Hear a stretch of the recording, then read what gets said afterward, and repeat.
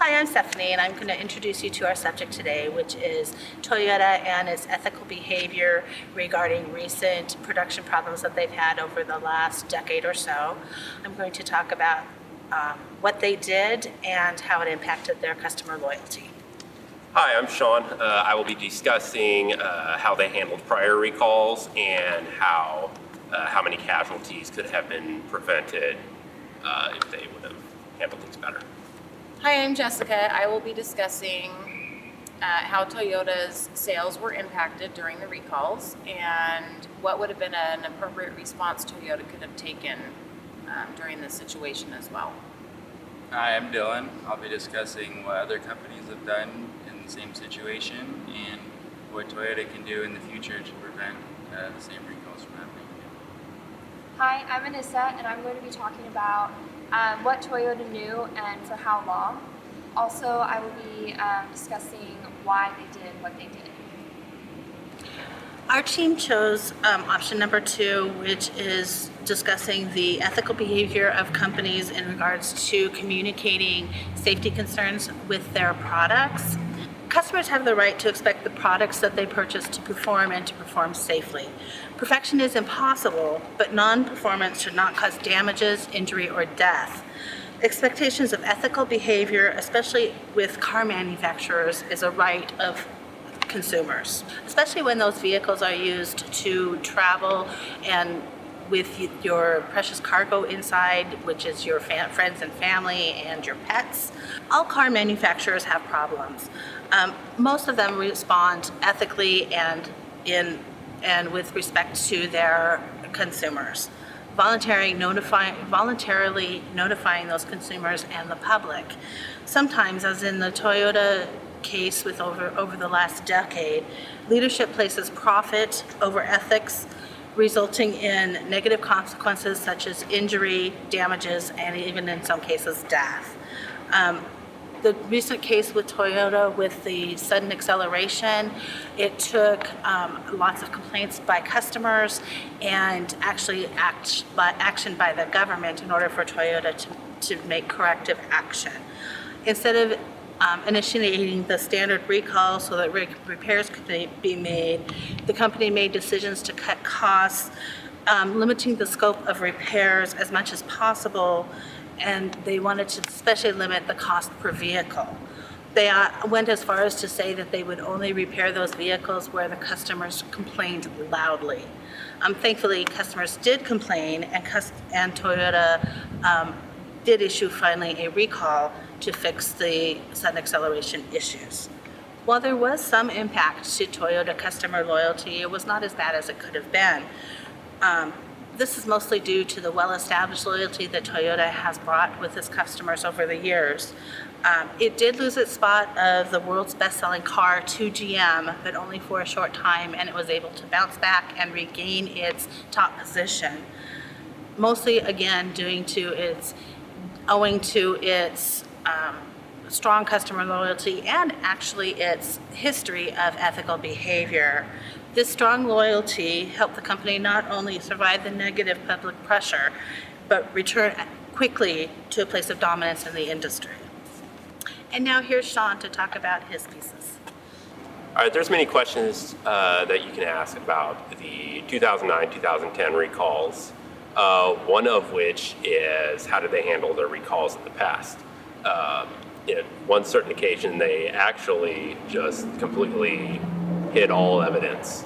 Back in 2009, former attorney of Toyota, Demetrius Diller, accused the company of withholding information on hundreds of rollover injury and death cases. From 2003 to 2007, Diller was involved in defending Toyota on the rollover and the death and injury cases that pertain to their roof collapsing. He spent prior to working at Toyota, he spent 15 years in private practice, and then came there and was completely shocked at the way that things were handled. He spent a lot of time trying to save evidence. The engineering department ended up destroying information on 300 cases that were filed against Toyota. Another question to ask is how could the other casualties have been prevented in the first place?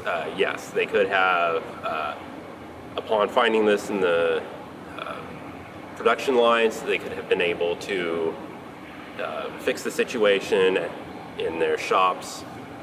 For cars that had been sent out afterwards, could have been taken to one of the service dealerships, and they could have made the repairs then instead of holding out and prolonging the situation.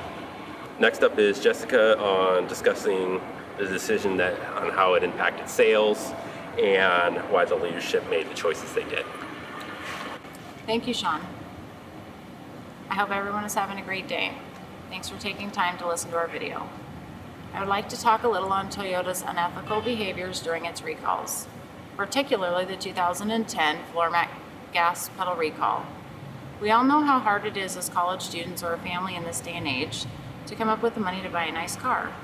We certainly want to spend our money with a well-known car manufacturer and to know if we do have any car issues, that the company will assume responsibility and get us back on the road quickly.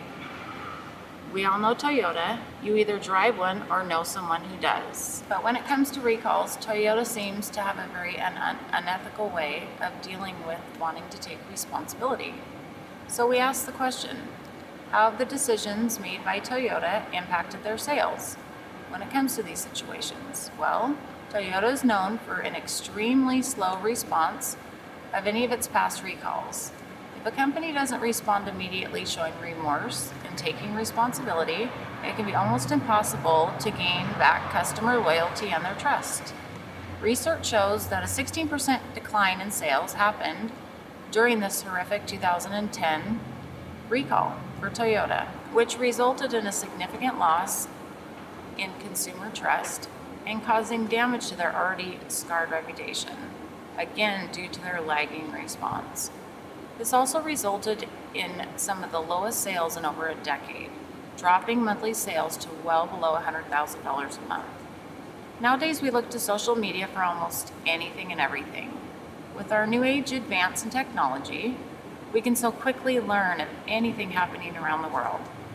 This can really cause havoc for any business. It can leave companies scarred for life. The second question I would like to address: what would have been an appropriate response to the problems found at Toyota? It is quite a complex operation when it comes to any sort of recall, but I'd like to talk about the 4 C's. The 4 C's consist of an ethical way of acting when it comes to a recall and can keep consumer trust if dealt with immediately. The first one is being candid. The second one, be contrite. Be compassionate to the consumer who has been caused harm due to the company's fault. Be committed. Follow through, making sure to assume responsibility to all parts of the recall. Toyota has made it known that their response in the past has been unethical. They have committed themselves to resolving these issues using the 4 C's I just spoke of, and saying they are going to communicate with each other in their departments in a more ethical, timely manner when it comes to these situations. Knowing the 2010 recall actually started in December of 2008, when the first incident was reported, and then waiting a year and a half later to respond is simply unethical behavior. With the government on their back, I see Toyota making extreme changes in their company. I hope they can really focus on the importance of ethical behaviors. And now I'd like to introduce Dylan. Thank you, Jessica. Toyota was established in 1937 and in 2012 had their 75th anniversary. Toyota had been withholding information for years about its sudden acceleration problems affecting some of their vehicles. Because of this, Toyota Motors were recently hit with a $1.2 billion Justice Department fine.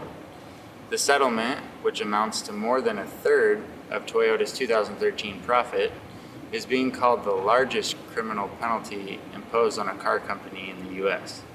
Not only floor mats that in some cases pin down accelerators, The company hid a flawed gas pedal design that new did the same thing. Ethically, they should have gone about the 2010 gas pedal recall in a more professional way. Many car manufacturers have faced similar issues. GM has now recalled more than 28 million cars this year, including 25 million in the United States. To put that in perspective, the entire auto industry recalled 22 million cars in the US last year. General Motors have recently handled defective ignition switch issue with the same ways of Toyota. Labeled the GM recall scandal, 2.6 million cars were recalled and at least 32 crashes and 13 deaths in 2005. But like Toyota, GM knew about the faulty switches years before, but have been slow to fix the problems because it would have costed too much. The company is facing a congressional investigation and a federal criminal probe. Ethically, they should have gone about the 2010 gas pedal recall in a more professional way. Release information immediately about any vehicle problems and take the loss. Protect what's left of their name and, most importantly, produce the safest automobile they can. They need to be more proactive. No one's making perfect vehicles, but quality control, testing, and cutting corners can help Toyota build better vehicles for the future. Companies that make inherently dangerous products must be maximally transparent, not two-faced, said Preet Bharara, U.S. Attorney for the Southern District of New York, who led the Toyota investigations, and the entire auto industry should take notice. Next is Anissa. Hi, I'm Anissa. The question of who knew what was going on in the Toyota Corporation has been asked by consumers and investors alike. Going back into the early 2000s, there were reports from vehicle owners that accelerators were sticking. Toyota's response was that the issue is not a safety concern, until in August of 2009, 4 people were killed in an accident where the owner reported that the accelerator stuck.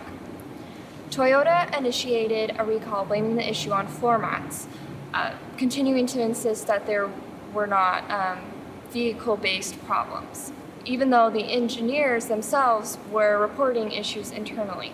By January of 2010, Toyota had to admit that the accelerator sticking issues were present even in cars without floor mats. They even took the step of halting production for a week in order to stem the problem. While this seemingly hiding of the facts seems wrong in America, it is considered standard behavior in Japanese corporate culture. In Japan, saving face is so important that even the largest mistakes are kept as quiet as possible. A saying in Japan is, if it stinks, put a lid on it, which in this case was not the ethical choice. Thank you for watching.